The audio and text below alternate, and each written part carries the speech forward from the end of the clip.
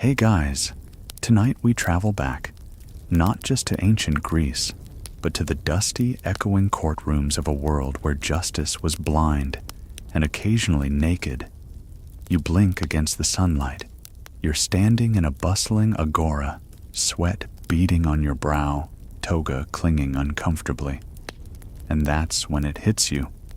Everyone around you is completely, shamelessly, unclothed, including you. You've been summoned to appear before a jury of citizens in Athens, and according to the obscure civic traditions of certain regions, nudity in court is the norm. It's not some wild party. It's about perceived honesty. The law assumes a person can only lie so much when they've got absolutely nothing to hide. Literally. So, before you get comfortable, take a moment to like the video and subscribe, but only if you genuinely enjoy what I do here.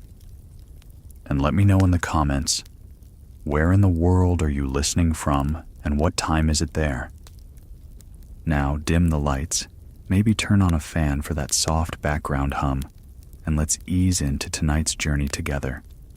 You shuffle forward, clutching your wax tablet and trying not to make eye contact with the chorus of jurors on stone benches. They aren't just regular people.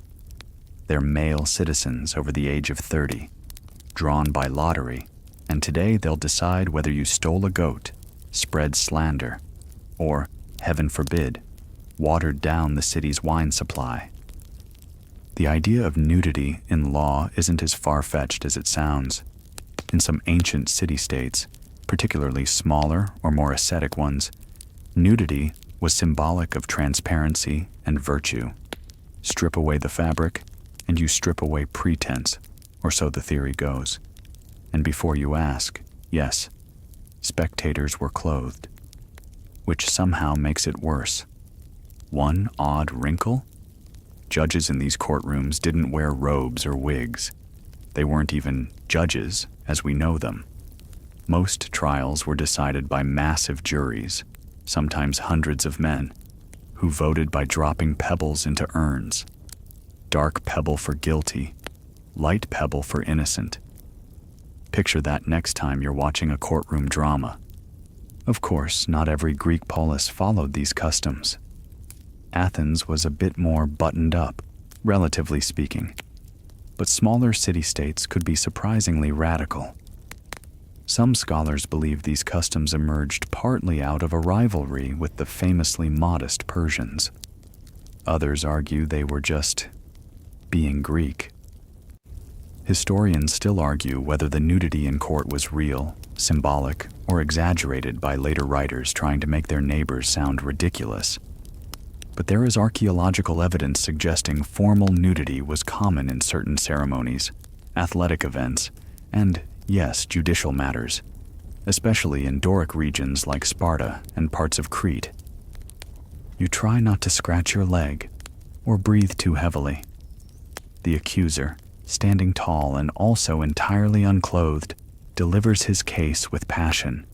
He quotes the laws of Solon. He gestures wildly, perhaps too wildly. You wonder if his oratory is more convincing because of the way his voice echoes off the stone pillars, or because the absurdity of the moment is hypnotizing. Then, it's your turn. You step up to the Bema, the speaking platform, and feel every eye on you. You're allowed a water clock to keep time, just a few minutes. You try to speak with dignity, though you're deeply aware of how drafty ancient Greek architecture is. Amid this surreal scene lies a deeper truth. Justice, in ancient Greece, was performance. Trials were public theater, open-air spectacles where the strength of your rhetoric mattered more than the actual evidence. There were no lawyers. Everyone defended themselves. You, a goat thief? You'd better be able to cite Homer and hurl a few insults if you want mercy. The jury, after all, is made of your neighbors, men you might have sold fish to, men who remember when you cheated them on pottery. Fairness was more of a suggestion. Now here's the quirky twist. While you're expected to bare your soul and your body, there are strict rules about touching. You can't shake hands with the jury. You can't even step down from the platform to make a dramatic appeal. One guy tried that once and got thumped with a ceremonial staff. You deliver your defense, quote a few philosophers you only half understand, and throw in a subtle dig about your opponent's shady olive oil trade. Classic misdirection. You might not be innocent, but you're compelling. In the end, that might be enough. The magistrate overseeing the trial doesn't deliver a verdict. That comes from the jurors' pebbles. When the votes are counted, there's a pause, a few murmurs. The tally? Not guilty. Barely. You exhale. You're free. Free to go home, put on a tunic, and maybe rethink your life choices. But not before your opponent spits theatrically on the ground and stalks off. Just another day in the cradle of democracy. And here's a kicker.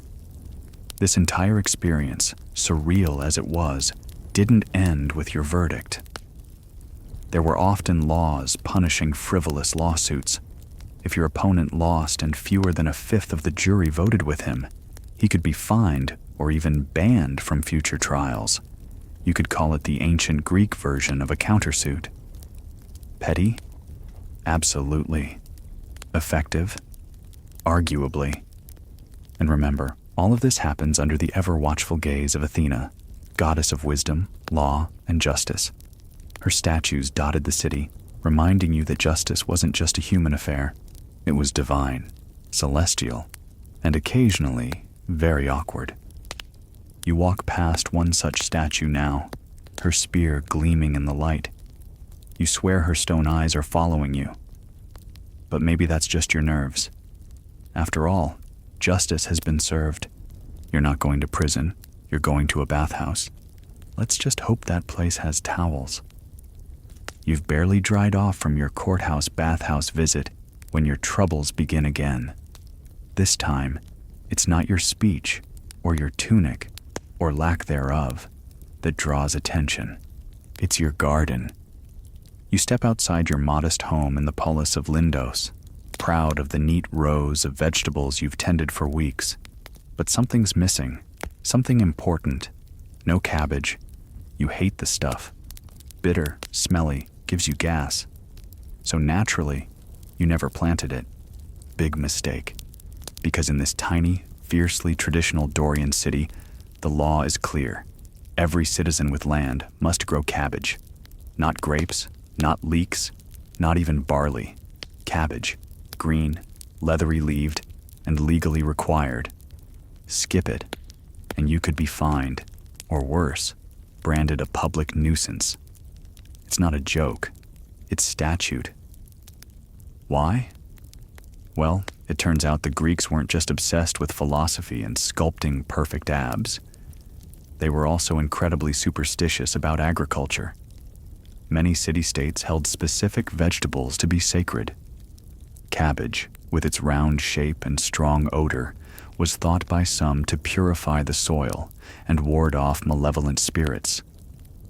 One city legend even claims that cabbage was born from the sweat of Zeus, who grew so furious during an argument with Hera that droplets of divine perspiration fell to the earth and, voila, sprouted cabbages. Yes, you're technically being forced to cultivate the sweat of a thunder god. The local magistrate, his name something stern and vowel-heavy, strolls past your fence. He spots your cabbageless plot. He scowls. You try to play dumb, maybe distract him with your prize tomatoes, but it's no use. He's already unfurling a tiny wax tablet to jot down your name. Here's the funny part. You're not alone. In fact, the whole cabbage mandate began because of a feud between two rival noble families who wanted to out-virtue each other. One bragged about his family's cabbage yields. The other tried to one-up him by introducing a civic law to require them. And it stuck, because, of course, lawmakers back then had very little oversight and a lot of wine. Now, Historians still argue whether this particular cabbage law actually existed in full force, or whether it's one of those exaggerated cases cited by later Roman authors to poke fun at Greek provincialism. But archaeological digs have turned up city ordinances etched in stone referencing necessary agricultural compliance, and some of them specifically list crops, including the mighty Brassica oleracea. So, back to you. You're given 3 options. Plant cabbage immediately and be re-inspected in 2 weeks, pay a fine equivalent to a month's wage, or appeal the decision in court. But you remember how awkward that was. You take the fastest route. You race to the agora, buy a bundle of cabbage seedlings, and run back with dirt under your nails and sweat pouring down your brow. But when you return, the lawman's still there, inspecting your neighbor's yard. That neighbor, a crafty guy named Petros, has planted fake cabbages. They're made of painted clay, perfectly molded, no doubt the work of some local artisan. The inspector pauses, taps one with his stylus, and walks on without comment. You blink. Petros winks. Apparently, fake cabbages pass the inspection test. You, meanwhile, are cradling real ones like a newborn. The joke's on you. This is where the quirk of ancient bureaucracy shows itself. Enforcement of laws in ancient Greece was wildly inconsistent. Some regions were strict to the point of absurdity. Others winked at every rule. A bribe here, a nod there, and your house could magically be declared within cabbage compliance, even if you were secretly raising figs. Of course, there's a broader philosophical point here, if you squint hard enough. Greeks often equated civic virtue with order in the home, the polis, and even the soil. Growing a correct garden meant you were harmonizing with the city's sense of balance. The same way symmetry mattered in their temples and bodies, it mattered in their plants. This obsession with order sometimes extended to the ridiculous. In one village, a man was fined for growing his beans in uneven rows. In another, farmers were required to chant a hymn to Demeter while watering their barley. The practical value? Debatable. But the symbolism? Sacred. Back in your garden, you decide to plant both real cabbage and one of Petros's trick versions, just in case. You're starting to understand that surviving in ancient Greece isn't about being honest. It's about being strategic. Later that night, you're invited to a symposium, an informal gathering of citizens with wine, lyre music, and intellectual debates. You bring a small offering, a sprig of cabbage leaves. It's a joke, a gesture. But the host, a stern, retired hoplite, raises his cup and solemnly thanks you for preserving the civic body. You're not sure if he's being serious. It doesn't matter. You sip the wine, nod sagely, and pretend the cabbage revolution was always part of your plan. Tomorrow, you'll probably learn that your neighborhood has a rule about where and how to hang your sandals. But that's future you's problem. For now, your cabbages are planted, the gods are, hopefully, pleased, and your name is off the magistrate's naughty tablet. For now. You wake up to birdsong and the salty whiff of the Aegean, feeling strangely accomplished. After all, your garden is now a legally compliant plot of civic cabbages. But don't get too comfortable, because breakfast brings its own trial. You reach for a small jar of honey you traded for last week, only to find a wax seal slapped across the lid and a warning, not for non-citizens. Yes, you've just broken another law. In Athens and other prominent polis, honey wasn't just a sweet treat. It was a regulated luxury. And if you weren't a full-fledged citizen, you couldn't buy, sell, or even consume certain protected goods within city limits. Honey was one of them. Why? Because it was believed to be sacred, pure, and closely tied to both ritual and political identity. As a medic, a resident foreigner, you were allowed to live in Athens, run a business, and pay taxes, but you were always one notch below in the social pecking order. And in some places and periods, the laws made sure you felt it. This honey law, it wasn't universal, but it's recorded in several fragmentary texts, particularly in temple economies. Religious honey was a big deal, used in offerings, embalming, and purification rites. Let a non-citizen get their hands on it? That was sacrilege. You could argue this is all blown out of proportion. Historians still argue whether this ban applied citywide or was only enforced during certain festivals. One inscription found near Delphi mentions a honey edict that might have been seasonal. Others claim it was limited to temple honey, sacred batches guarded by priestesses of Artemis and sold only to citizen families. Either way, the jar in your hands now feels like a ticking legal time bomb. And just as you're contemplating whether to return it or just eat it in the shadows, you hear a knock. A scrawny teenage official in a too-big tunic stands at your door. "Citizen check," he squeaks. "Do you possess any sacred commodities?" You hide the honey behind your back like a guilty toddler. Of course, enforcement was often theatrical. Athenian legal culture loved making examples out of people. You remember hearing about a merchant who smuggled temple honey in amphorae labeled olive oil. When caught, he was paraded through the agora with a beehive on his head and pelted with stale figs. Apparently, shame stings. Panicking, you think fast. You claim the honey is medicinal, meant for a neighbor's infected wound. The boy stares at you suspiciously, then shrugs. "Just don't get caught eating it," he mumbles before strolling off, probably more interested in finding shade than prosecuting sugar crimes. You slam the door, bolt it, and slump against the wall. And now you start to notice. This law isn't about honey at all. It's about identity. Who gets to enjoy certain pleasures? Who counts as us? In ancient Greek city-states, citizenship was a precious and heavily guarded status. Your parents had to be citizens. Your marriage had to be sanctioned. Even your voice in court depended on it. Without it, you were always a guest, even if you'd lived there your entire life. These laws, odd and petty as they seem, were expressions of belonging.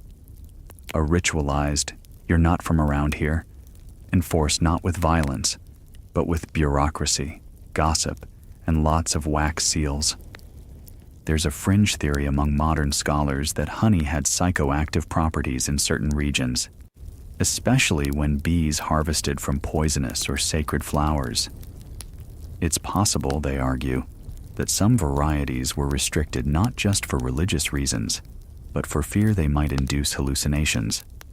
Whether that's truth or just the academic version of bar gossip is unclear, but it makes your morning toast feel significantly more dangerous. So you do the only thing you can. You wait until nightfall, draw the curtains, and light a tiny oil lamp. Then, spoonful by spoonful, you savor the forbidden honey in the silence of your clay-walled kitchen, imagining the Olympians themselves glancing down in scandalized horror. It's absurd. It's delicious. And it's exactly the kind of moment that defines everyday life in ancient Greece, where the line between sacred and secular, law and custom, feast and felony, could disappear with the pop of a wax seal. You make a mental note to give the rest of the jar to Petros. He knows a guy who knows a guy. Maybe next time, you'll barter for something a little safer, like illegal sea salt or rogue myrtle leaves. Or maybe you'll just start making your own honey, underneath your house, in a secret clay hive, far from the prying eyes of adolescent bureaucrats. Because if this ancient world teaches you anything, it's that survival isn't about obeying every law. It's about knowing which ones to dodge, which ones to fake, and which ones to break with style. You've just finished licking the last golden drop of contraband honey from your fingertips when a voice from outside calls your name. It's your landlord. Which is odd, because you don't pay rent in coin. No, you pay in applause. Welcome to another classic Athenian oddity, the law of enforced public performance. You didn't sign up for this, but here you are, legally obligated to appear in your dem's yearly amateur theatrical production. Yes, that's a real thing. In several city-states, especially Athens, drama capital of the classical world, there existed civic mandates that required certain classes of citizens and residents to contribute to the cultural life of the polis through performance. If you had property, or even just a decent speaking voice and no criminal record, congratulations. The chorus is calling. It all ties back to the concept of liturgies, not church liturgies. These were public services assigned to wealthy or able-bodied citizens, like funding a naval trireme or sponsoring a festival. And one of the strangest versions was the choregia, where you, yes you, could be drafted to help stage a tragedy or comedy for the Dionysia. Historians still argue whether participation in performance was ever truly compulsory or just strongly encouraged with a mix of shame and civic pride. But inscriptions do survive detailing penalties for those who refuse to fund, host, or even act in city-sponsored productions. One fragment reads, "He who is named and declines shall be fined and barred from the feast." Harsh. No drama, no dinner. You head to the public stage, a wide dirt circle surrounded by makeshift seats, and try not to look nervous. Your assigned role? A minor character in a comedy, a talking olive tree. You try to protest. "I don't even like olives," you cry. Too late. The costume is already waiting. It's bark, literal bark, and a mask that makes your face look like it's growing twigs. The director, a very intense woman named Thecla, claps her hands. "Channel the spirit of the earth, darling," she says. But funny. You try. You really do. But your first line, "Oh, oil me not, fair passerby," gets jeers from the peanut gallery. It's going to be a long evening. Here's where it gets even stranger. If your performance is too bad, you can be fined again for insulting the dignity of Dionysus. That's right. The god of wine, madness, and drama apparently had high standards. There are records of entire troops being hauled before city councils for ruining a tragedy with off-script jokes or weak sobbing. Now, Greek theater wasn't just entertainment, it was religion. The stage was a sacred space. Plays were spiritual offerings, particularly tragedies, meant to honor the suffering and joy of the gods and mankind alike. Even comedies, raunchy, biting, and chaotic, served a sacred function, reminding people not to take themselves too seriously. But the system got political fast. Let's say you wrote your own script and slipped in a line mocking a rival noble. Suddenly, your play is under scrutiny.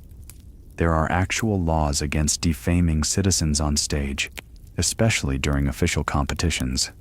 In fact, one of the earliest censorship laws we know of was directed at comic poets who got too personal.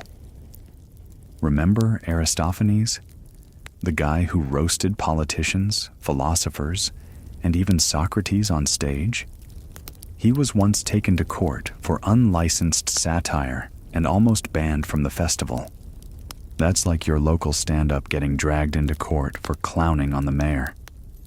Back to you. You make it through your performance. Barely.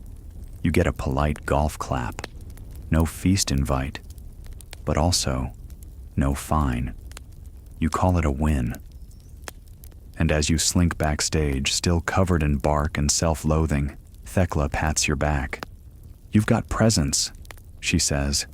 "Next year, I see you as a tragic goat herder."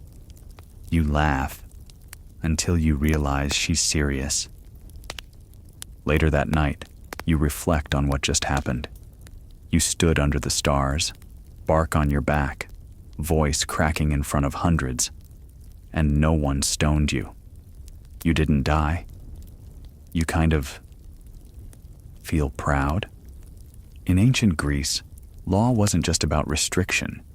Sometimes it pushed people to be part of something bigger, even if it meant humiliating yourself in front of your neighbors while pretending to be a sarcastic tree. And here's the kicker. Some of those performances, they lasted days. Entire trilogies performed sunrise to sunset. You'd be sitting on a stone bench for 12 hours straight, watching gods weep, kings rage, and choruses wail in perfect unison. Your butt would go numb, but your soul, maybe it got a little inspired. You drift off to sleep that night, imagining your next role. Something dignified, maybe a spear-wielding hero or a sly trickster. But deep down, you know Thecla's already penciled you in as a talking goat. Such is the law. You wake up to the sound of bells, not temple bells, goat bells. A flock of shaggy creatures trots past your window, herded by a woman in a dirt-stained chiton who scowls like she hasn't slept since the last Olympic Games. She's yelling something you can't quite make out, until she waves a wooden tablet at you and screams, "Your goat's trespassed again." You blink. You don't own a goat. But welcome to another delightful wrinkle in ancient Greek legal life: animal liability laws. That's right. If an animal wanders onto someone's land and causes trouble, you are responsible. And it doesn't even have to be your goat. Just one you've been seen feeding, guiding, or in your case, smiling at last week in the agora. Here's the deal. In many Greek city-states, laws existed to hold citizens accountable for the actions of animals under their care. It made a certain amount of sense in a world where animals roamed freely, and your average livestock was less fence-bound and more community-shared. The boundaries between ownership, stewardship, and coincidence were blurry. But the penalties? Crystal clear. So when that goat, you remember it now, the scruffy brown one that licked your hand during a festival, got hungry and chewed through the edges of someone's ceremonial myrtle hedge, the law came knocking. Specifically, this angry shepherdess with a chip on her shoulder and a bill to match. You try to explain. It's not your goat. You didn't name it, house it, or invite it into your dreams. But she's already quoting a local ordinance passed during the reign of one Archon Cleandros, which holds that he who shows affection to a beast shall be seen as its keeper. Yes, affection equals ownership. Historians still argue whether this law was widely enforced or more of a symbolic community code. Some say it was primarily invoked during disputes between rival landowners. Others claim it was used to shame people into better animal control. But what we know for sure, there are surviving legal documents from Athens and Corinth that reference animal-caused property damage, and they do name private citizens as responsible parties. And it gets weirder. One fragment of a law from Thassos describes a case where a piglet caused a cart accident, and its owner had to either pay damages or publicly apologize by dressing as a pig in the agora. Ritual, humiliation, justice, the trifecta of ancient legal creativity. So what happens next? You're hauled before a small public council. The shepherdess presents a wilted hedge branch as evidence. You're offered two options. 1, compensate her in grain and olives, or 2. Agree to participate in a civic animal awareness festival as a costumed speaker on responsible goat citizenship. You pick option 1.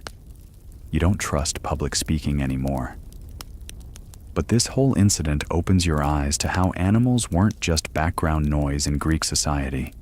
They were part of the legal and moral fabric. Chickens, dogs, donkeys, all had complex roles. Some cities even had ordinances dictating how many times a rooster could crow before being confiscated for sonic offense. One town in Boeotia allegedly exiled an owl for hooting during a sacred procession. That might sound like myth, but there's precedent. In Athens, animals could literally be put on trial. The most famous case involved a bronze statue of a man-killing ox. When the ox gored someone, it was declared guilty of homicide. It was executed, tossed into the sea, and a new statue installed. Justice served, theatrically. And if an animal was found guilty, especially of harming a human, it could be exiled, sacrificed, or symbolically punished. The logic? Keep the cosmos in balance. Bad actions, even by beasts, could stain the community's ritual purity. You start paying attention to other legal animal oddities. A neighbor tells you about a law in his hometown that made it illegal to not mourn your household dog. A required period of grief. No festivals, no wine, mandatory wearing of gray. It was supposed to show respect to Hecate, goddess of crossroads and dogs. Another friend shares the story of a rooster who, having predicted a solar eclipse by crowing 3 hours early, was declared divinely touched and given a shrine for a chicken. It becomes clear, animals in ancient Greece weren't just property. They were omens, companions, threats, and sometimes accidental criminals. And if they were part of the drama, you were part of the liability. Back at home, you spot the goat again, perched smugly on a low wall, like it owns the place. You stare it down. It stares back, chewing something that might be your sandal. You mutter a silent prayer to Hermes and vow to ignore it forever. No more eye contact, no more feeding. You don't need another spontaneous adoption turning into a lawsuit. But deep down, you know the truth. In this world, even friendship with a four-legged troublemaker can land you in court. So maybe next time you see a goat, you should wave politely from across the street. You decide to walk off your legal goat trauma with a trip to the agora. Maybe you'll browse a few stalls, dodge some olives, avoid eye contact with livestock. But as you cross into the square, you suddenly freeze. Two men are arguing, loudly. One's accusing the other of theft. The crowd is circling. This could escalate fast, or it could take a turn into another bizarre corner of the law. Because here in ancient Greece, public shaming wasn't just a side effect of justice, it was the justice. You watch as the accuser steps forward, points a dramatic finger, and yells the exact phrase, kleptes, thief. And just like that, it becomes official. Welcome to trial by outcry. In Athens and several other polis, there existed a class of crimes known as epautophoroi, caught in the act. And if a thief, adulterer, or criminal was caught red-handed, the victim could shout and physically grab them on the spot. This public accusation, if witnessed, was enough to trigger legal consequences, even without further evidence. You creep a little closer, pretending to examine figs, but really eavesdropping. The accused is trying to protest. "I didn't steal it. He dropped it and I picked it up." A likely story. The crowd's already murmuring. A woman with a basket full of eels tuts loudly. The pressure is building. You spot a magistrate approaching, clearly summoned by the commotion. This is where things get especially odd, because under Athenian law, the penalty for theft varied wildly depending on how the thief was caught.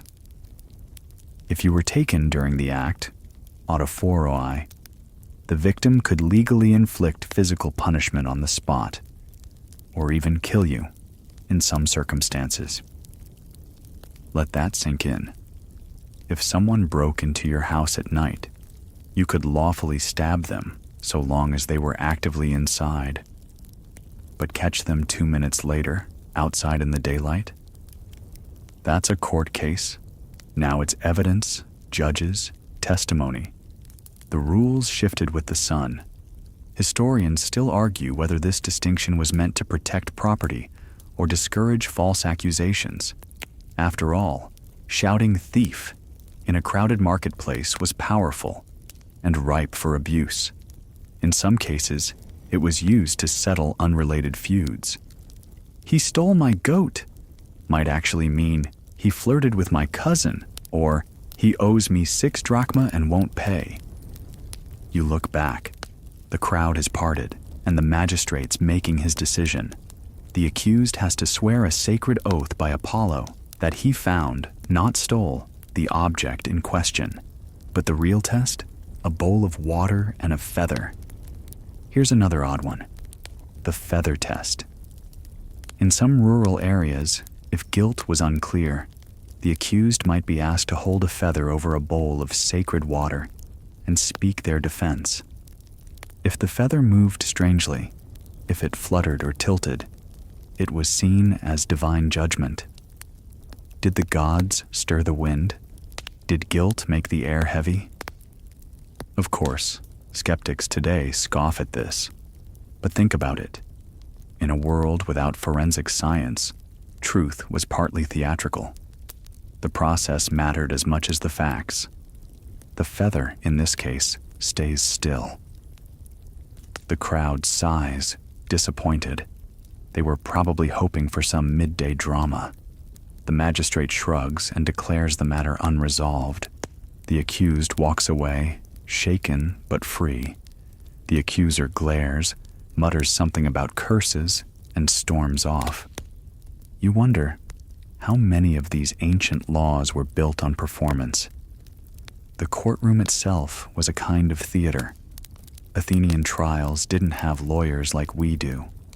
They had litigants speak for themselves, often delivering memorized speeches written by hired professionals.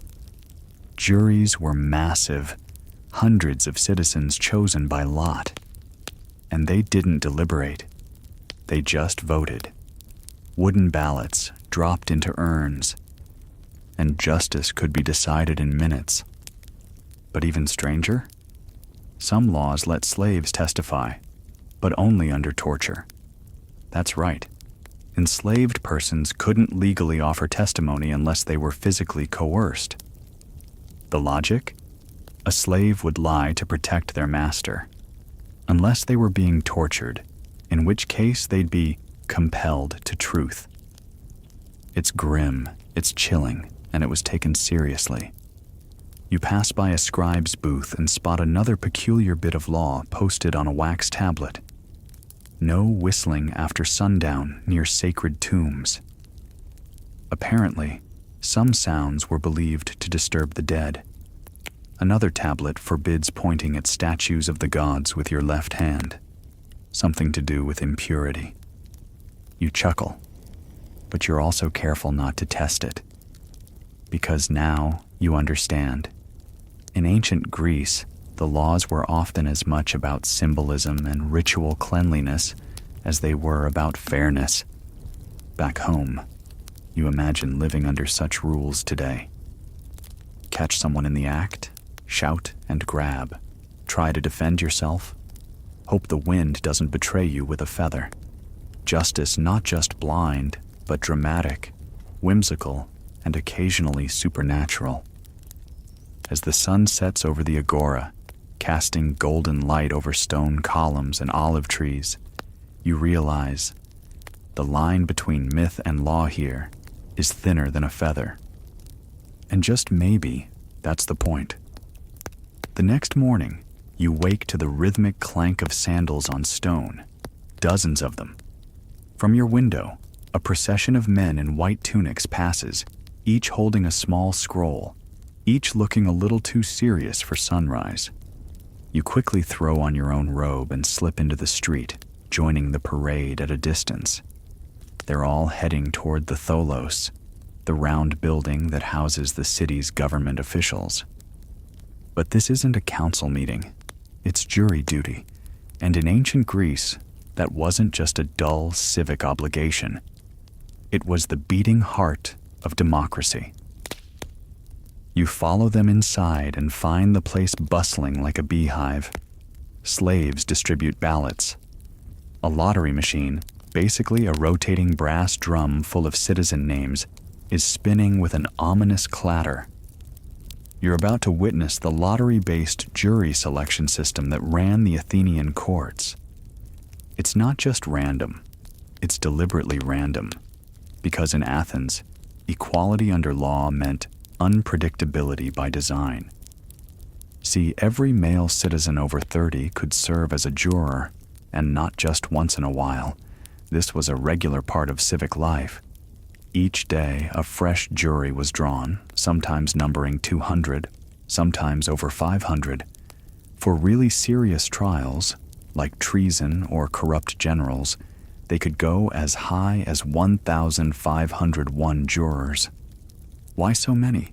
Because large numbers made bribery nearly impossible. You can buy off one judge, but 1,000 citizens picked at dawn? Good luck with that. As you edge closer to the ballot table, you notice something peculiar. A slab of wood with tiny bronze tubes embedded in it. This is the Clarotarian, the original jury randomizer. Citizens inserted tokens, metal identification pins called pinocchia, into the slots. A mechanism would then release black and white balls, determining who would serve that day. You peek around and see men gripping their pinocchia like lottery tickets. Some are hopeful, others clearly dreading a long day indoors. One mutters, "I only came for figs and now I'm judging a murder case." You smile. Jury duty, across millennia, still gets groans. Soon the room quiets. Jurors are chosen, seated, and the first trial begins. You watch, trying to understand. No judge presides over the proceedings. The accuser speaks first, with a time limit enforced by a water clock called a clepsydra, a clay jar with a slow leak.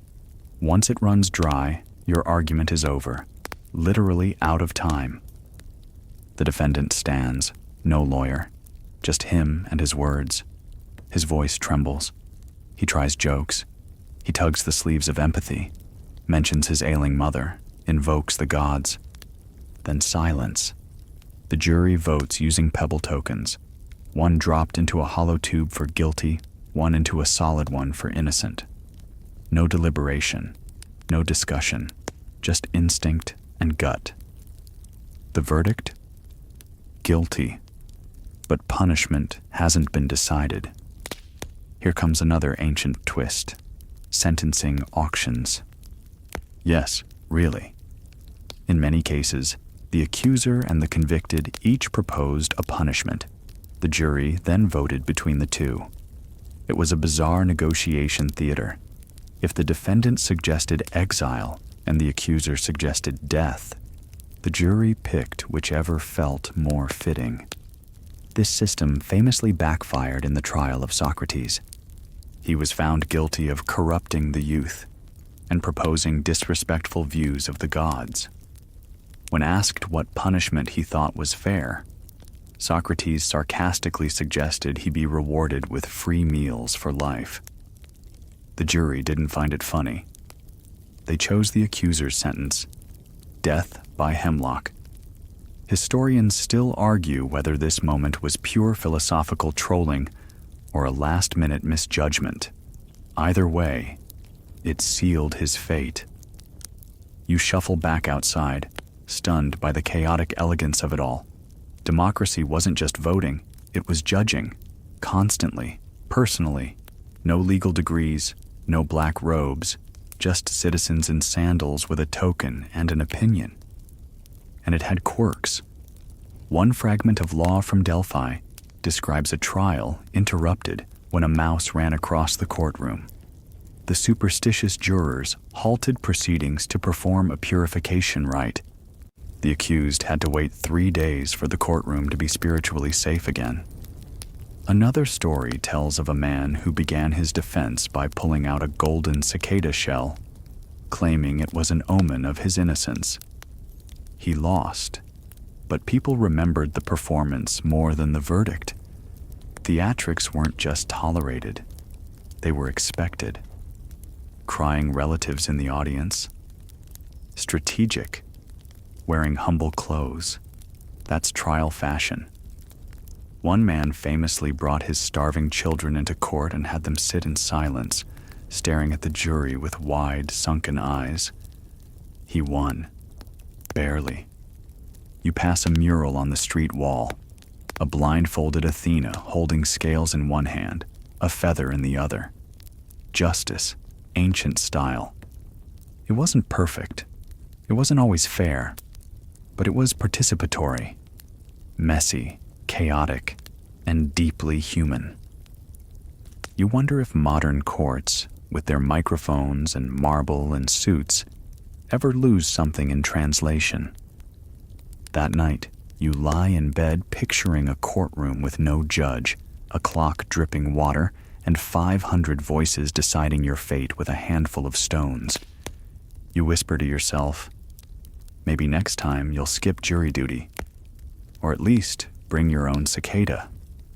The next day, you take a detour toward the gymnasium, not to work out, don't worry, but to spy on the latest council edict being shouted by a herald near the baths. His voice echoes across the colonnade, bouncing off marble and muscle alike. Today's decree? A citywide ban on wearing purple cloaks inside temples unless you're a priest. You raise an eyebrow. That's oddly specific. But here's the thing you've learned about ancient Greece. Specificity was the spice of law. They didn't just legislate general rules, they went deeply granular, often to hilarious extremes. So today, you're exploring the pettiest laws in ancient Greece. You slide into the shade of a fig tree near the baths as the herald moves on to his next announcement. No man shall sell garlic at night unless by torchlight, and only if he does not shout. What in Zeus's name? Turns out, this isn't an isolated case. The Greeks were obsessed with public order, and sometimes that meant micromanaging life to the edge of parody. In Delos, records mention a law forbidding the sale of perfume during festivals unless you had written permission from the festival priestess. In Athens, shoemakers could only open their stalls after first sweeping the street in front of them. And in some coastal towns, fishermen were fined if they whistled, because it was believed to scare the fish away. Whether that's folklore or economic policy is still debated. You drift past a gathering of teenagers huddled near a fountain, being scolded by an elderly man for laughing too loudly near the statues of heroes. You suppress your own chuckle. That's another real one. Athens had noise ordinances for sacred areas. Laughing, clapping, even sneezing near certain monuments was considered disrespectful and sometimes punishable with fines. You wander into the Stoa, a covered walkway where debates are happening in clusters. One man is arguing furiously that his neighbor broke a city ordinance by cutting down a fig tree without ceremony. That's actually valid. Certain trees were considered property of the polis, city, especially figs and olives. Damaging one could get you exiled, or worse, executed. Yes, executed. For harming a tree. Historians still argue whether these laws were really enforced or simply symbolic, serving more as cultural taboos than actual rules. but plenty of ancient court records show cases brought over plants. You hear a second argument erupting nearby, this one about an alleged illegal haircut. You step in closer. Apparently, the man had his hair cut in a style reserved for mourners of a particular war god. The offended party claims this was impersonation, a violation of temple mourning protocol. And believe it or not, impersonation was a serious offense. Pretending to be a priest, a mourner, or even a messenger of the gods could bring down harsh penalties, not because of fraud, but because of ritual contamination. The cosmos had an order. Pretending to belong to one rank when you didn't was like knocking the stars out of place. Speaking of rank, remember how we said purple cloaks were for priests? Well, clothing laws were everywhere. Spartan women, for instance, were required to wear short tunics during festivals. In Athens, some high-ranking citizens were forbidden from wearing rings or bracelets in public. Too flashy. Public modesty wasn't just about nudity, it was about balance. And in the island of Chios, citizens could be fined for being overweight. It was seen as evidence of laziness and poor civic discipline. One ancient fragment even mentions a public scale in the agora, where officials would weigh citizens as a reminder of proper virtue. Yikes. You glance down at your own stomach and decide you'd definitely be walking a tight line. Even animals weren't safe from weird laws. In Athens, if a dog bit someone, it had to be paraded through the streets with a plank tied to its neck. The idea was public shame. The dog had dishonored the city and needed to be marked. This extended to humans, too. A man who committed slander could be forced to wear a sign detailing his offense as he walked through the market. One poor fellow, according to a comic poet, had to carry a rotten fish tied to his waist because he sold stale anchovies. Public humiliation was a legal tool, equal parts warning and entertainment. You pass a magistrate's office and see a posted fine list carved into stone. A few highlights: farting in a sacred bathhouse, 4 drachmas; feeding a horse figs meant for public ritual, 9 drachmas; pretending to be a Spartan to impress women, 10 drachmas; and public apology. You blink. That last one might have been a joke, but in Greece it's hard to tell. And then there's the chicken ordeal. In a fragment from Boeotia, there's mention of a man who was fined for encouraging chickens to fight before Apollo's altar. This apparently happened during a wedding, and the gods were deeply offended by the spectacle. The man had to pay for new chickens and fund an extra sacrifice to make up for it. You sit on the steps of a temple and reflect. Laws weren't just functional, they were performative. They told citizens how to behave, how to belong, how to maintain harmony between humans, gods, and the state. That meant regulating fig trees, chicken behavior, and public hairstyles. It meant laws that seem laughable to us now, but made perfect sense when the stakes included divine wrath or civic disorder. And really, doesn't modern life still echo some of that? We have laws about jaywalking, about mowing your lawn on the right day, about where you can park on a Tuesday. Maybe we're not so different from the Greeks after all. We just trade purple cloaks for parking permits. You wake to the clang of bells and the smell of burning olive oil. Something is happening in the agora, the great open market square of Athens. You throw on your robe and sandals and make your way through narrow alleys, dodging carts, chickens, and a very loud man selling honey cakes. At the heart of the square, a crowd has gathered around a stone platform, and on it stands a herald, reading from a scroll. The punishment shall be exile for 10 years, decided by the will of the people, written on a shard. Wait, exile? Voted by popular decision? That sounds familiar. Welcome to the world of ostracism, democracy's oddly satisfying self-cleaning feature. Here's how it worked. Once a year, the citizens of Athens were asked a simple question. Is there anyone whose continued presence here is dangerous to the city? If the answer was yes, a vote would be held. Not for guilt, not for a crime, but for vibes. You could be too powerful, too popular, too rich, too divisive, too suspiciously interested in tyranny. Whatever the reason, the people had the right to cut you off like a toxic friend in a group chat. The process was delightfully analog. Every citizen would grab an ostracon, a broken piece of pottery, and scratch a name onto it with a stylus. The ostraca would be counted by hand. If at least 6,000 votes were cast, the person whose name appeared most often had to leave Athens for 10 years. No trial, no defense, no drama. Just pack your things and don't let the Acropolis hit you on the way out. You watch today's vote unfold as citizens line up, dropping their shards into large clay vessels. The scribes begin counting. You edge closer and peek into the pile. The name scratched again and again. Megacles. A flashy politician, too fond of banquets and whispering about reforms. You heard he tried to build a private theater.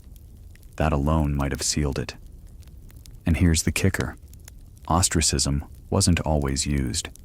Some years, Athenians simply shrugged and didn't vote. But when they did, it was a political thunderbolt. Generals, statesmen, and even past heroes were sent packing.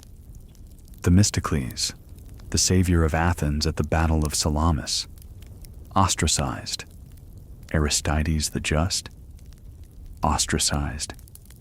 And in one delicious historical irony, Aristides reportedly helped a fellow citizen spell his own name on the shard. The man didn't know how to write, but wanted him gone anyway. Aristides just smiled and assisted. You hear a vendor nearby whisper, "The law says exile," but they always come back stronger. And often they did. Ostracism wasn't a death sentence. The exiled retained property and citizenship. Some even returned to cheers, especially if the city later regretted its decision. It was a cooling off period, a civic timeout. But here's the twist. The process wasn't immune to manipulation. Some scholars believe certain politicians organized ostracism votes, circulating pre-inscribed shards to sway the outcome. Archaeologists have even found piles of ostraca with the same handwriting, suggesting a few crafty citizens took democratic shortcutting to new levels. Historians still argue whether this constitutes fraud or just a natural evolution of politics. You wander away from the agora, past a boy scratching patterns into dirt with a stick. You ask him what he thinks of ostracism. He shrugs. Better than war. You nod. In its way, ostracism was peaceful conflict, a vote instead of a sword. But Athens wasn't the only city with creative political unfollow buttons. In Syracuse, if someone grew too wealthy, they could be evaluated by the public. If deemed excessive, their estate was divided and given to poorer citizens. In Sparta, wealthy men were required to eat in public mess halls like everyone else. No exceptions. Those who refused could be publicly shamed or even stripped of citizenship. Back in Athens, you sit at a quiet portico where older citizens swap stories. One chuckles about the time a man tried to ostracize his neighbor for being too loud with his lyre. Another swears someone once wrote Zeus on their shard, hoping to banish bad weather. Whether true or not, the idea sticks with you. This was a society where everyone could be judged, and anyone could judge. There's something chilling and beautiful about that balance. You think about modern cancel culture, online voting polls, exile by trending topic, and you realize we never truly abandoned the broken pottery. We just swapped it for screens. At sunset, you pass a small shop selling replica ostraca as souvenirs. You pick one up. The name scratched into it? You. You laugh quietly and put it back. This time, you get to stay. You're walking along the slope of the Acropolis when a man in a crimson cloak dashes past, face flushed, scroll clutched in hand like it's about to catch fire. Behind him, 2 officials are shouting, chasing him down a marble path. You sidestep into a doorway just in time to avoid being bowled over. A market vendor next to you spits an olive pit and mutters, "Probably another trial gone sideways." You raise an eyebrow. "Over a scroll?" He snorts. "Around here, people can sue you for anything. Didn't tie your sandals properly? That's a public tripping hazard. Someone will take you to court before breakfast." You realize what he's talking about, the Athenian obsession with lawsuits. It's not just gossip. It's systemic. You step into the cool shade of a stoa and let yourself imagine it. Your day starts with breakfast and a summons. In ancient Athens, litigation wasn't a last resort. It was practically a hobby. Every citizen could bring charges, and trials happened fast. You didn't need lawyers. In fact, you couldn't hire one. You had to speak for yourself, or get a friend to ghostwrite your speech.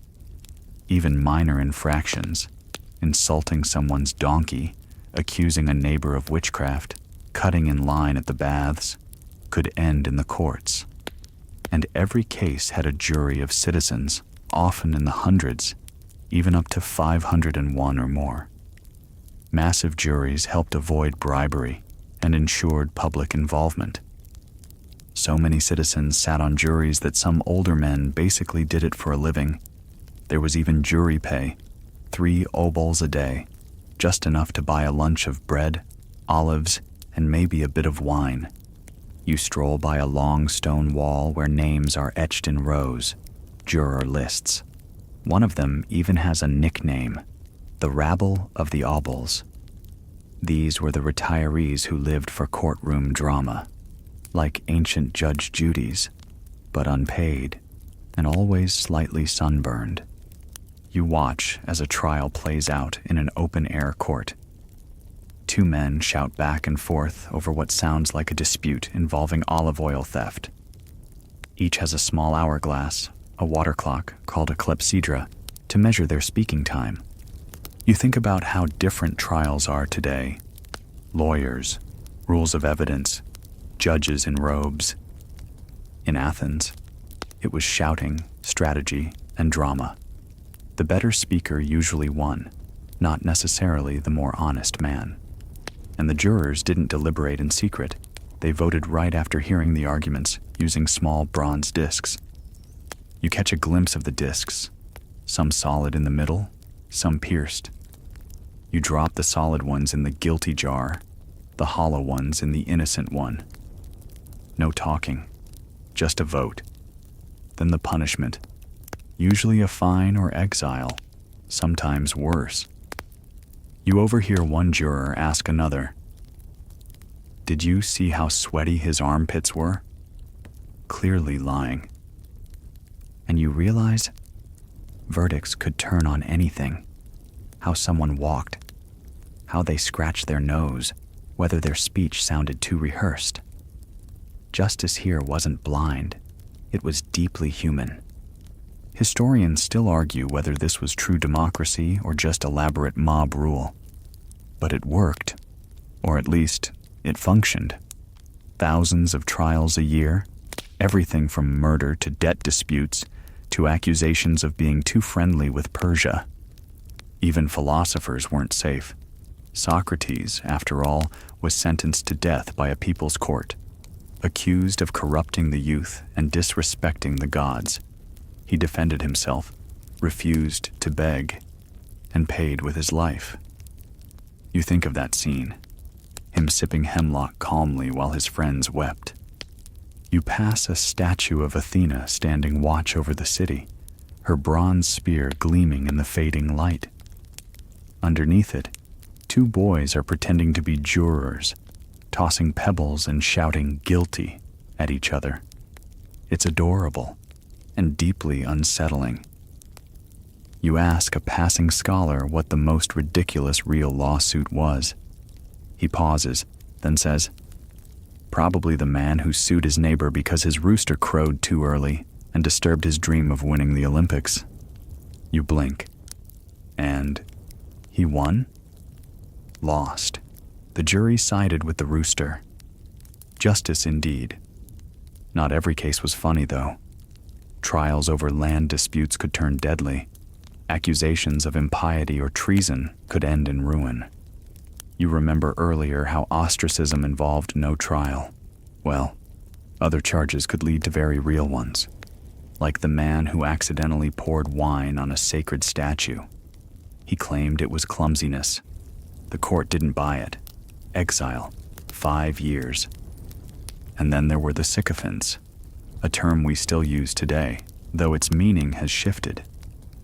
In Athens, a sycophant was someone who filed frivolous lawsuits for personal gain.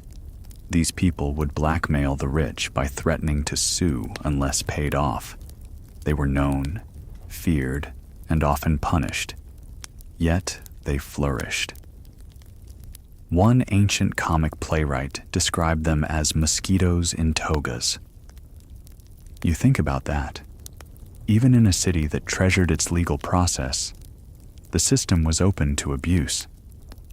Justice wasn't always blind. It just wore different sandals. As you walk back toward your lodging, you pass a small shrine where people leave offerings before trials. Olive branches, bread, coins, and one small carved figure of Hermes, god of luck and liars. Fitting. The moon rises over the Acropolis, silver and calm. Somewhere nearby, a man sharpens a speech for tomorrow's hearing. Another bribes a neighbor not to testify. Someone else goes to bed, hoping the jurors liked his tunic and didn't hear his voice crack. Litigation in Athens wasn't just a system. It was a way of life. An endless performance on marble stages, with public honor, political ambition, and social survival all hanging in the balance. You pull your cloak tighter and head home, whispering to yourself, "Note to self, never argue with a Greek grandmother over property lines. You'll lose, in court, before lunch." You wake to the rhythmic thunk of a hammer, metal striking metal, and the unmistakable scent of fish, sweat, and seawater. Welcome to Piraeus, the bustling port of Athens, where laws can get just as salty as the sea air. Today, you're shadowing a crew of shipwrights, but the real reason you're here isn't to watch triremes get patched. It's because someone swore that Athens had a law banning the painting of ship hulls blue.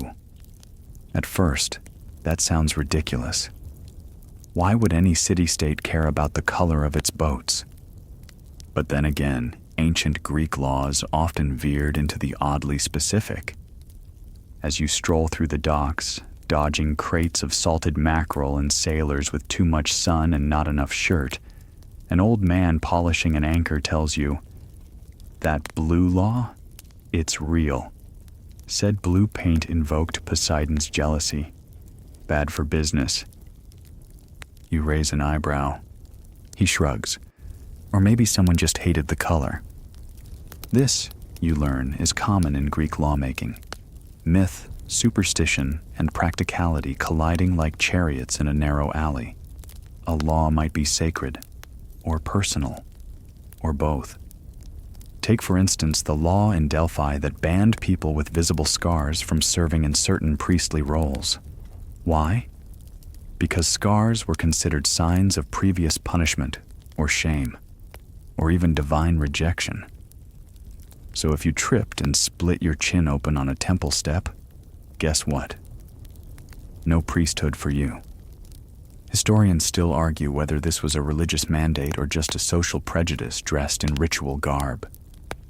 Another gem comes from the island of Chios, where the elderly were once expected to die voluntarily at a certain age. No, seriously. Called euthanatos, this grim custom meant that if you were too old to contribute to society, you were encouraged, sometimes heavily, to drink poison and quietly make space. Think of it as ancient Greece's worst version of a retirement plan. You sit on a dock as a young sailor recounts his grandmother's warning. Don't get old in Chios. They'll toast your last meal before you finish chewing. The line between law and tradition was often blurry in ancient Greece. Some laws were more like deeply ingrained social codes.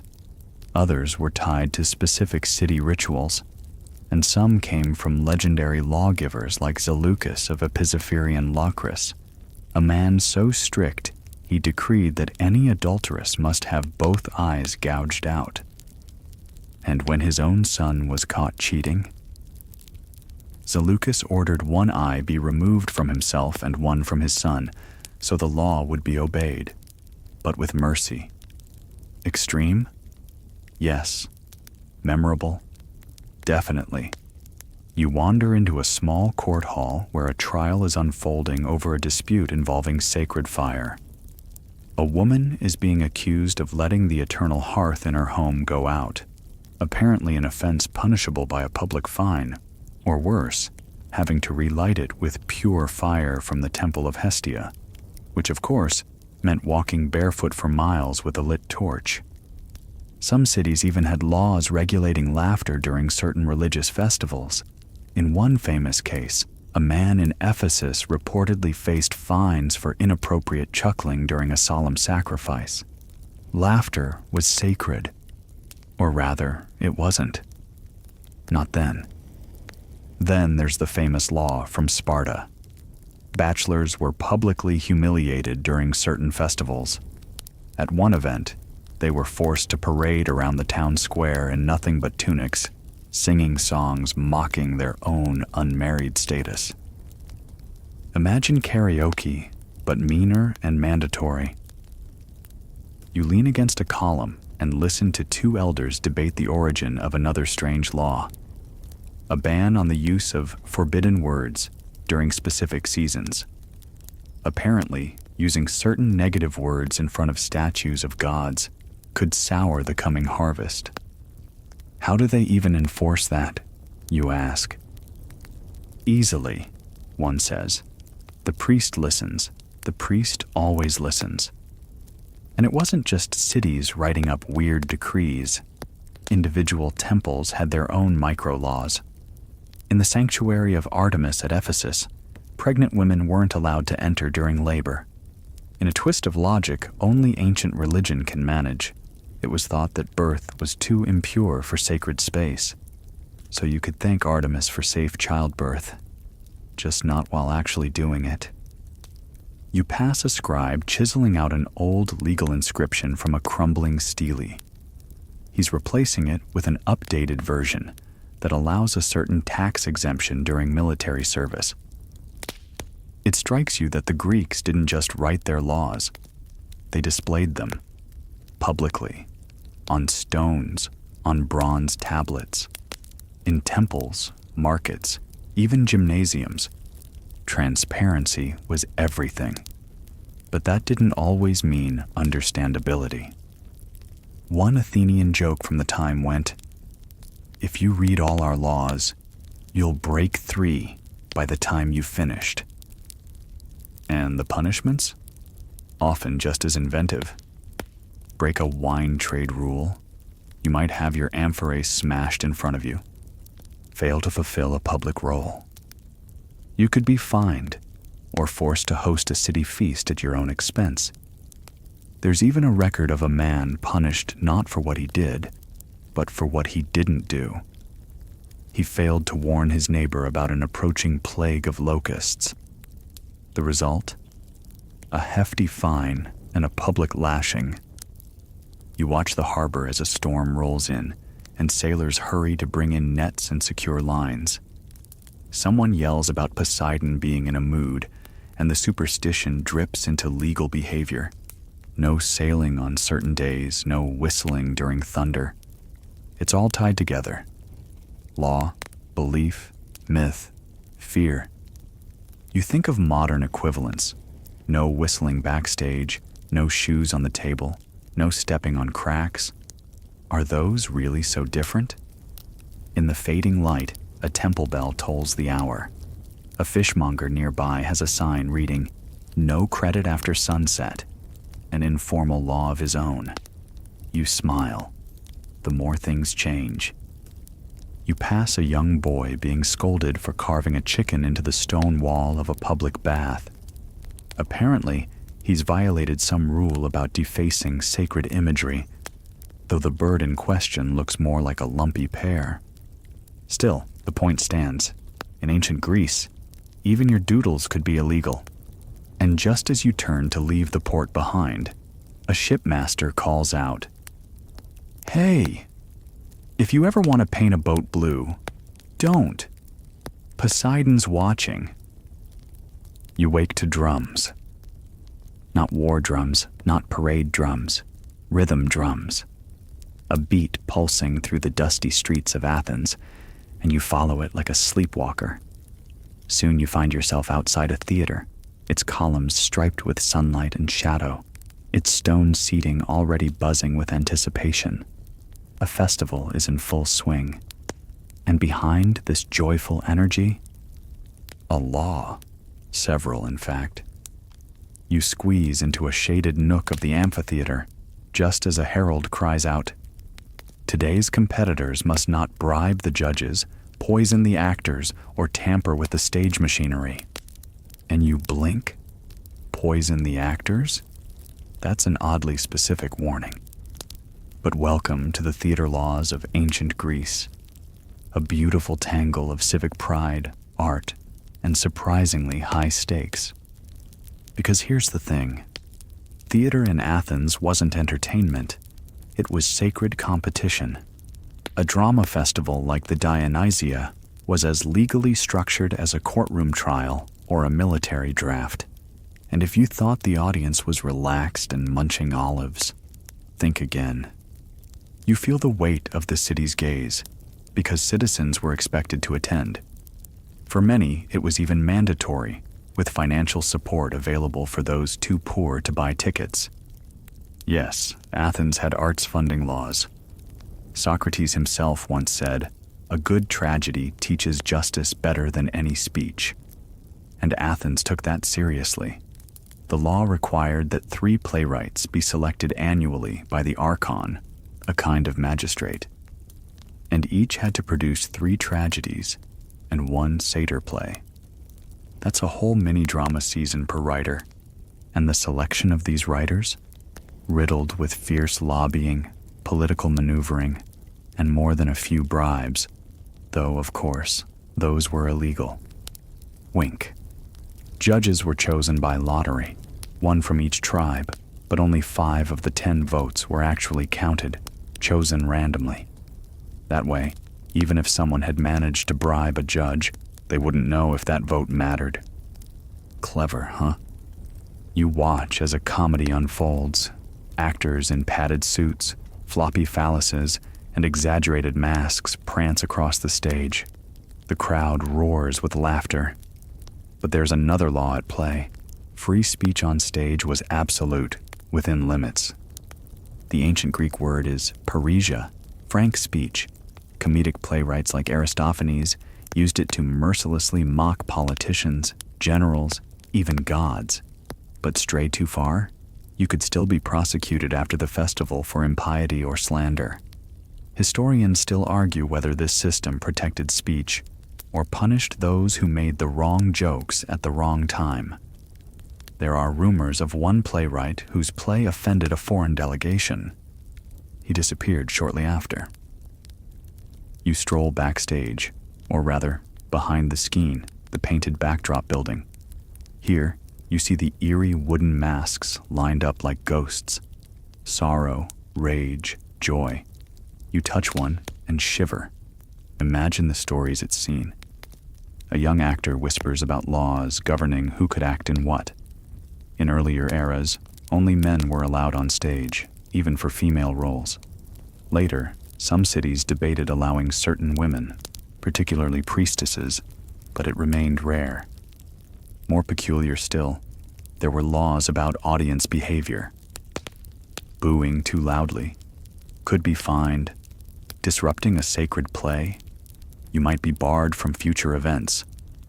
Once, a man was reportedly whipped on sight for throwing a fig at a performer.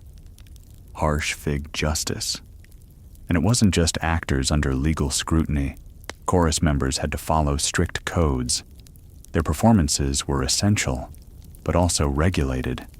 Uniforms had to match. Dances had to align with traditional patterns. One festival fined a chorus for using unauthorized flute music. Even the themes of plays were watched closely. Too much innovation could anger the gods. Yet too little? You'd be accused of laziness. One poet was mocked in public for recycling his own scripts. Essentially, ancient plagiarism. You hear an older man sigh beside you.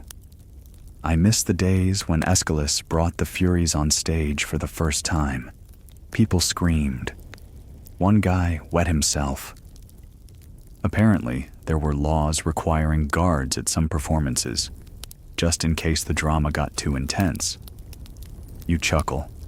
Imagine needing crowd control for an opera today.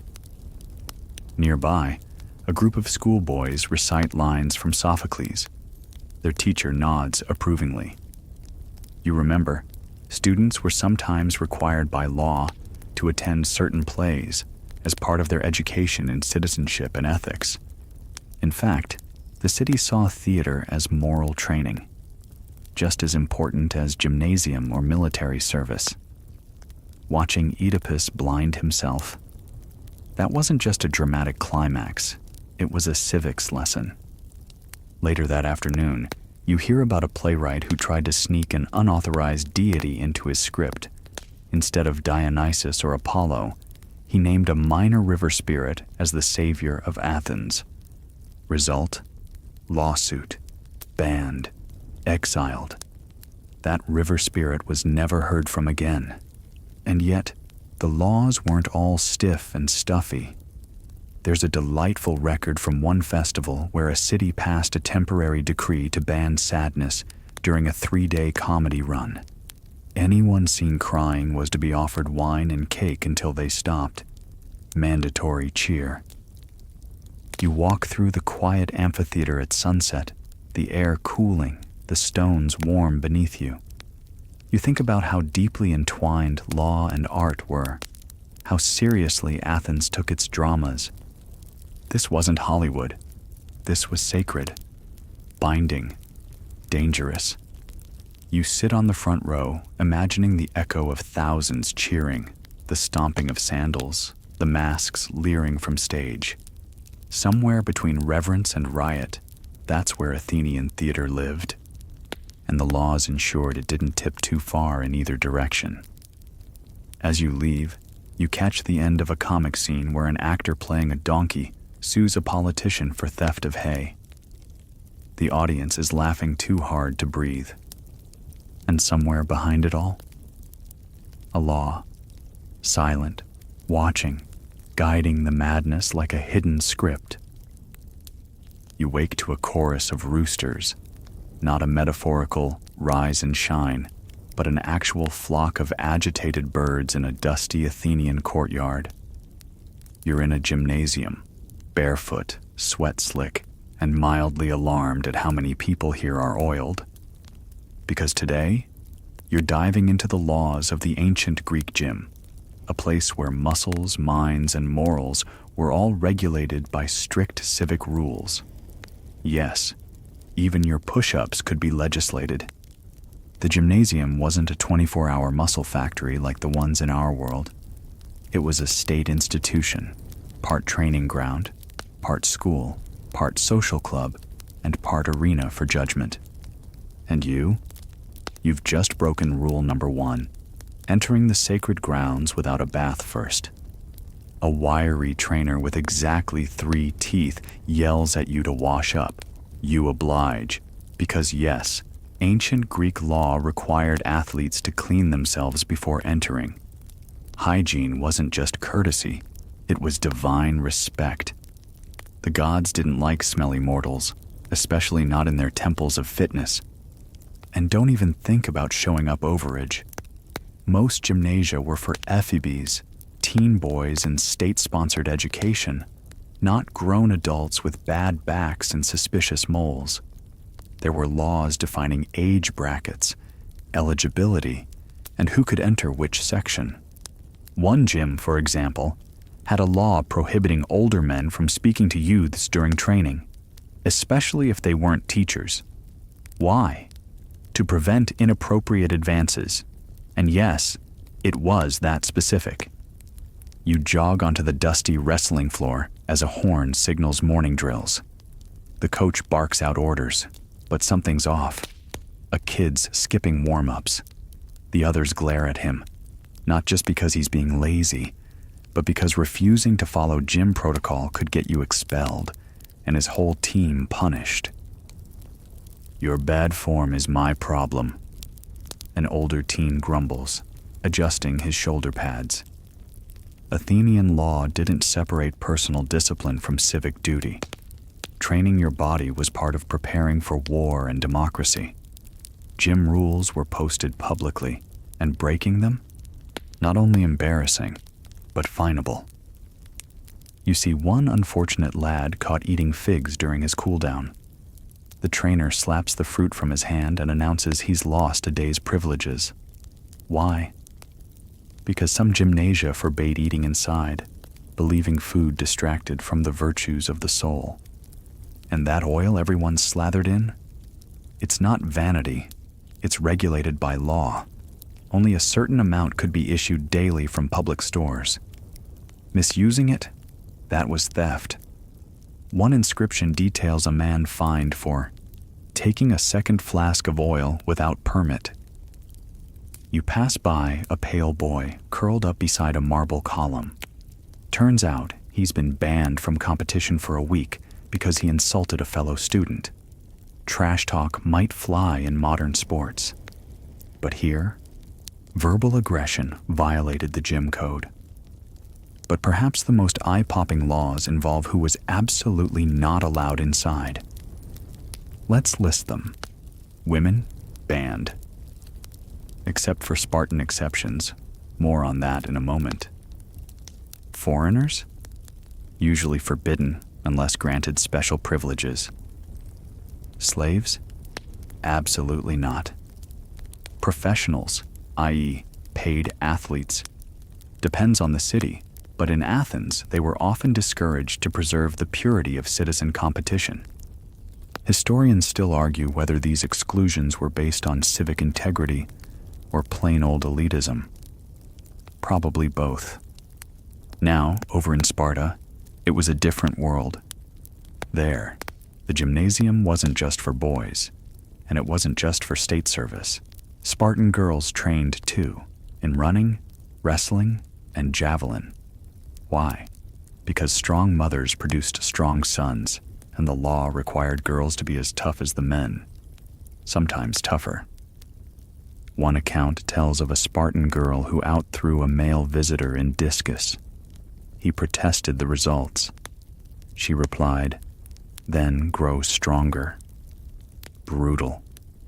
Laws in Sparta even allowed nude training for women, which scandalized the rest of Greece. In Athens, that would have caused riots, or at least 1,000 lawsuits. You watch as a group of boys practice boxing. No gloves, just fists, leather straps, and the unspoken law of restraint. Because yes, blinding or maiming your opponent was illegal, even in combat sports. One athlete who disfigured a rival's ear was banned for life and sentenced to provide grain to the victim's family. A different kind of sportsmanship. Later, you wander into the gym's library area. Yes, there was one. Gymnasia were also intellectual centers. philosophy, poetry, and political discussion all happened right here. And the city had laws prohibiting certain types of speech inside. No slander, no political campaigning, and certainly no heresy. Plato himself once wrote that gymnasium debates should nourish the soul as training nourishes the body, which is just a fancy way of saying, don't yell about taxes while I'm stretching my hamstrings. A chubby boy gets reprimanded by a trainer for skipping the daily Kalokagathia chant, a moral code combining beauty and virtue. Turns out, reciting civic oaths was legally required at certain gymnasia. Fail to do it. Public shaming, and worse, extra laps. Some days even began with mock court sessions, where ephebes debated fake laws to practice rhetoric. The winner got a wreath. The loser scrubbed the latrines. You sit with a group reciting Homeric verses and notice an inscription above their heads. Let no man unfit of body enter here. Another reminder that for the Greeks, law wasn't just about courts. It was about shaping the ideal citizen. But it wasn't all noble. You hear whispers about private gymnasia charging fees despite city laws banning monetization of public exercise. Some aristocrats set up exclusive clubs where only the wealthiest youths trained under the table. You raise an eyebrow. So, elite CrossFit?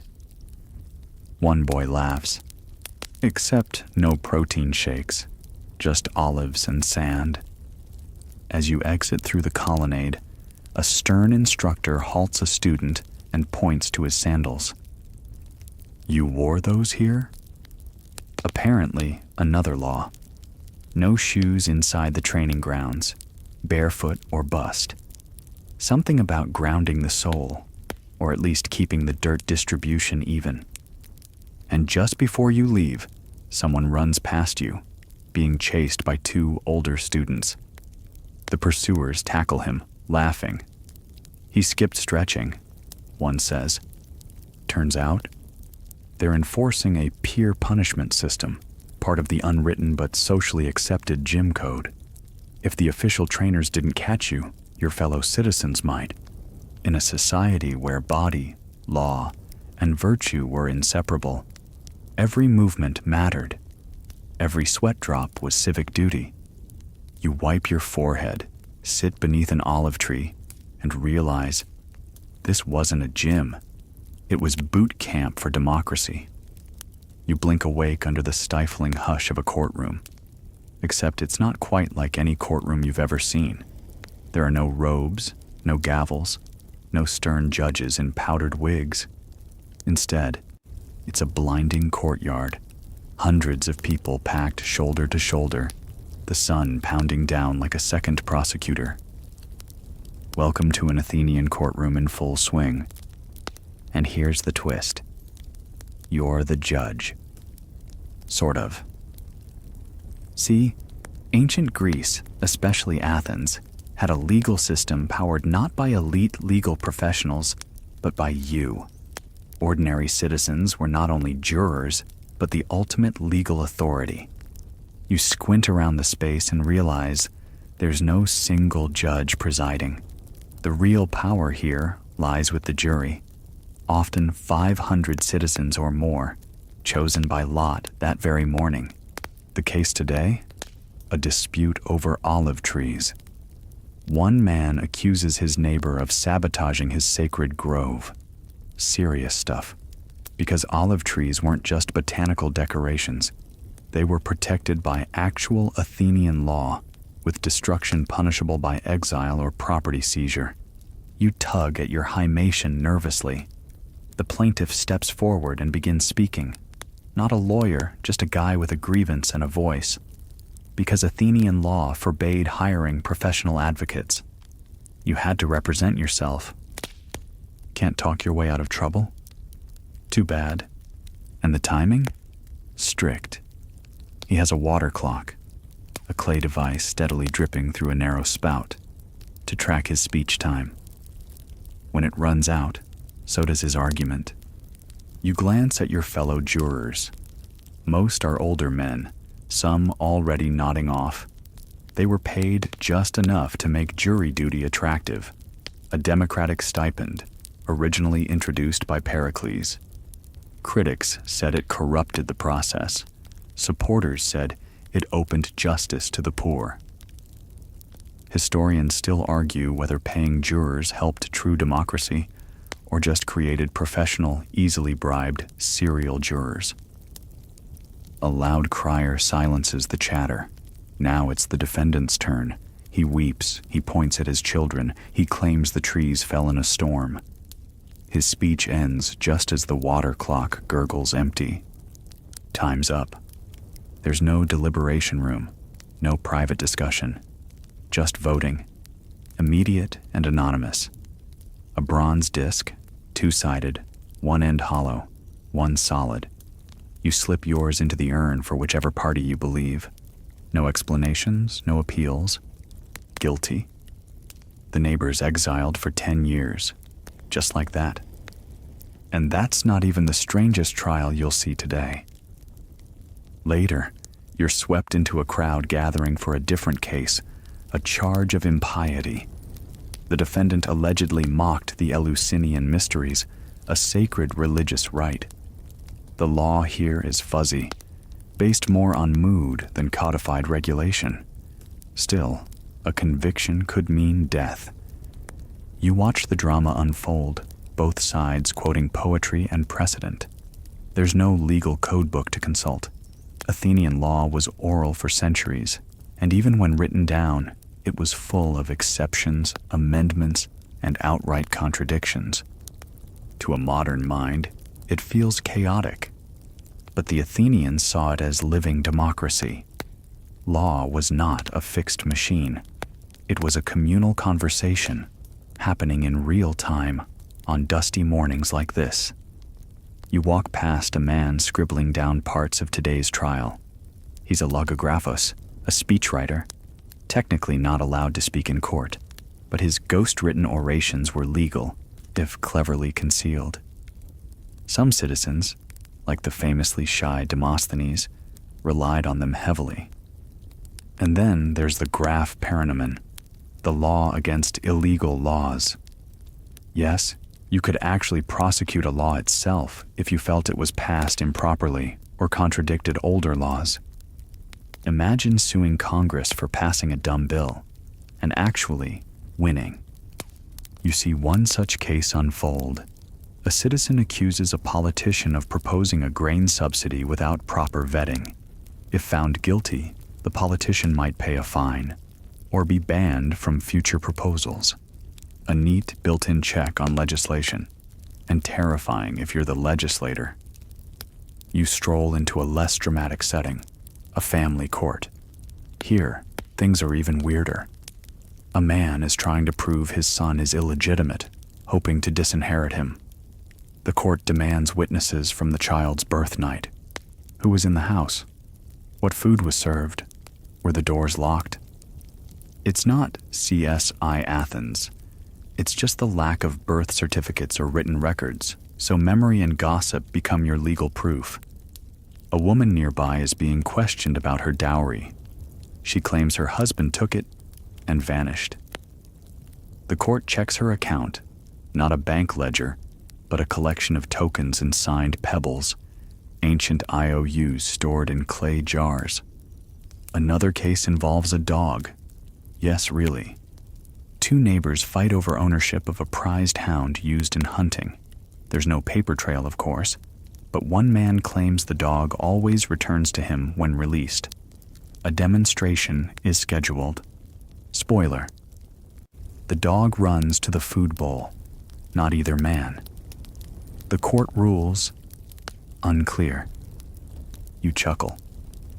But your laughter fades as you enter a chamber with black drapes, the Areopagus, an ancient council now used for severe cases: murder, arson, treason. Here the rules are tighter, older, almost mythic. Defendants must speak from a stone platform. If convicted, the penalty is harsh. But there's a twist. If you're acquitted, You can't be retried. Double jeopardy, ancient style. You overhear talk of a trial involving a statue toppled during a drunken festival. A man claims it was an accident. The plaintiff says it was sabotage. No cameras, just clay pots and shaky memory. One scholar mutters, historians still argue whether drunkenness could be used as legal defense. You raise an eyebrow. Apparently, even in Athens, I was tipsy wasn't a guaranteed excuse. You sit beside a juror eating grapes. He tells you about ostracism, the strange annual vote to exile someone for 10 years without trial. It's not punishment, he says, but preventative reset. Anyone getting 6,000 votes on an ostraka, pottery shards, is forced to leave the city. Famous generals, popular poets, even political heroes like Themistocles got booted. One citizen was ostracized for being too cheerful during a famine. Tough crowd. As twilight sets in, you wander through a back alley where lesser trials unfold.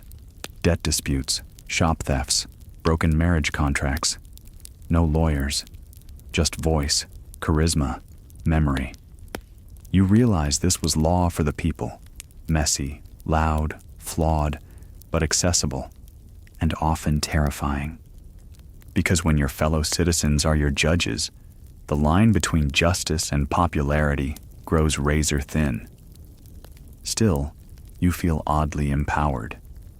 In this strange courtroom without robes, where laws evolve with every shouted argument, you are part of the system. As you leave, someone taps your shoulder and asks, "Did you serve today?" You nod. Then the city thanks you. Justice breathes through us all. The sky is lavender now, bleeding into the dark, stars blinking into place like slow, ancient signals. You lie back on a woven mat on the rooftop of a modest home in Delos, watching the sea reflect moonlight in trembling waves.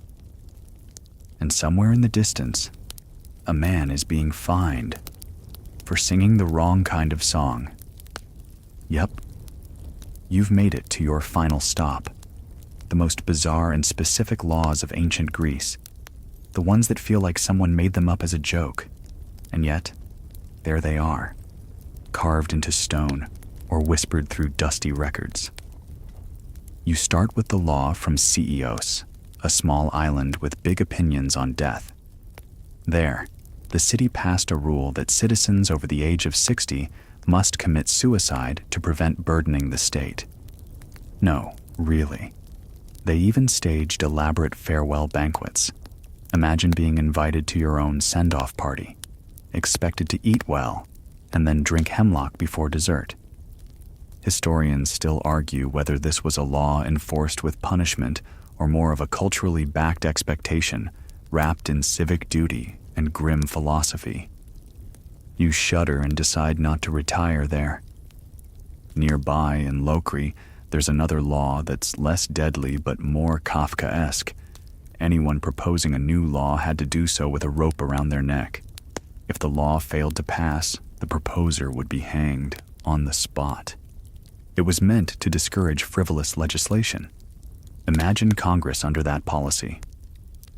Moving to Syracuse, you learn of a law where actors could be fined for bad performances. Theater wasn't just entertainment, it was political, religious, and civic expression. Bomb your monologue, you might be booted from future festivals or publicly humiliated. One actor was reportedly banned for life after improvising too many jokes during a tragedy. Over in Thebes, you hear about a decree that barbers could not gossip while cutting hair. Seriously, they were seen as informal news hubs, and lawmakers feared their idle chatter could turn into political slander. The punishment? Fines or loss of license. You glance toward the coastline, where a fisherman tells you about Eritrea's garlic law. Soldiers were banned from eating garlic before military drills because the smell could offend the gods and unsettle fellow warriors. Across the sea in Corinth, it was illegal for citizens to keep more than 2 cats, though no one remembers exactly why. Some say it was about food rationing. Others suggest cats were associated with foreign cults. The cats, of course, ignored the law entirely. In Delphi, you come across an oddly tender law. Orphans were entitled to state-funded tutors and clothing, and harming an orphan carried triple the normal penalty. The law wasn't bizarre. It was beautiful, and surprisingly progressive. Not all laws were cruel or absurd. Some were just oddly specific, like in Eleusis, where dogs were not allowed within sight of the sacred temples during festivals. One man whose dog accidentally wandered into a procession was fined and forced to sacrifice 3 chickens in apology. You pause beside a marketplace where another rule plays out. It was forbidden to sell wine in unlabeled jars. Why? To prevent vendors from diluting it with seawater or cheaper grape mash. One cheat was caught adding honey and sentenced to a public flogging and a 10-day wine ban. Brutal, if you liked your Merlot. Your sandals click over smooth stones as you enter a smaller town square where a pig is on trial. Well, symbolically. In some cities, animals could be held responsible for crimes, especially if they caused a human death. The pig had trampled a child. Its owner faces trial, and the pig is executed by drowning. Yes, really. Nearby, a man mutters about the law against painting owls without a license in Athens. The owl, sacred to Athena, was not to be cheapened by knockoff art. Historians still argue whether this applied to tattoos too. You grin. Some of these laws are so odd they feel like dreams. But in a city where myth and policy blurred daily, that was just life. As night folds in, you walk the edge of a cliffside town where the sea air smells of salt and dried fig leaves. A bard plays a lyre near a fire, singing softly, and you remember a final law. In Chios, public singing after sunset was restricted unless approved by the council. Why? Because the night belonged to the gods, and maybe to sleep. You pause. This is where the journey ends.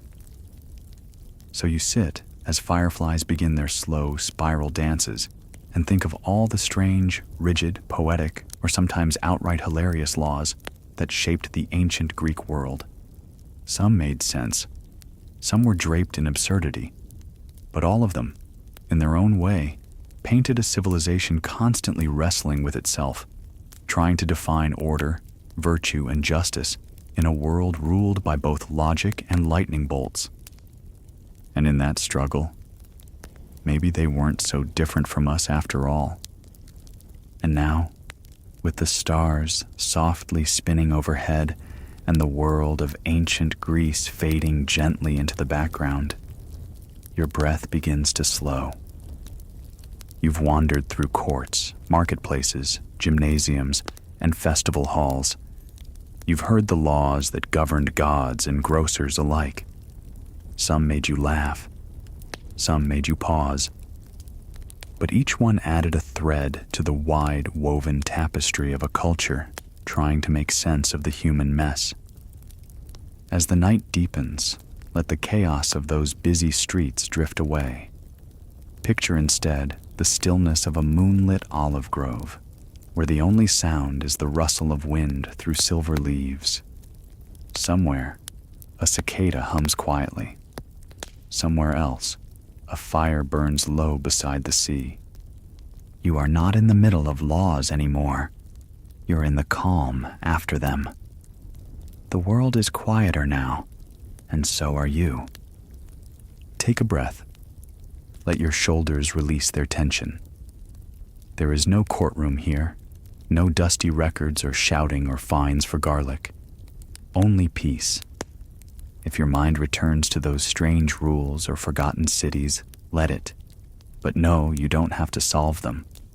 You've traveled enough for tonight. You've seen how even the oddest rules can reveal something about fear, about control, about hope. So let all that float away like parchment in the breeze. You are safe. You are still. Close your eyes if you haven't already. Sleep well, and remember, tomorrow brings a new history. Good night.